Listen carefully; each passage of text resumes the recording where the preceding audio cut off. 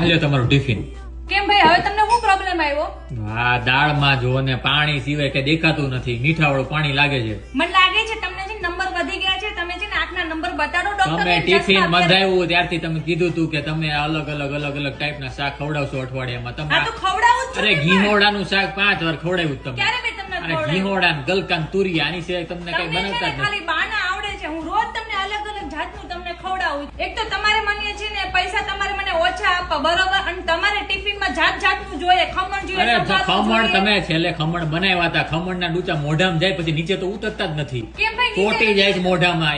એવા ખમણ તમે હોય. ભાઈ ખાવ અને ખોટું બોલો, આવું થોડું હાલે ભાઈ. છે ને અત્યારે દિશા પતાવો, મને પોસાતું નથી. ના ના મારે આ ઈ ટિફિન સર્વિસ તો છે ને, મને હું એક વાત કહું, મારા 25 વર્ષથી છે, 25 વર્ષથી. તમે એમ કેમ નથી કહેતા કે તમને બાજુવાળી રીટા ટિફિન વાળી તમને ગમી ગઈ છે, અને એકવાર મારા હાથનું ખાઈને તો આંગળા ચાટીને રહી જાય એવું મારું જમવાનું હોય ને તમે એક જ એવા છો કે તમે મારી પાસે કમ્પ્લેન કરો છો. આંગળા ચાટવા માટે આંગળામાં કઈ ચોટવું તો જોઈએ ને.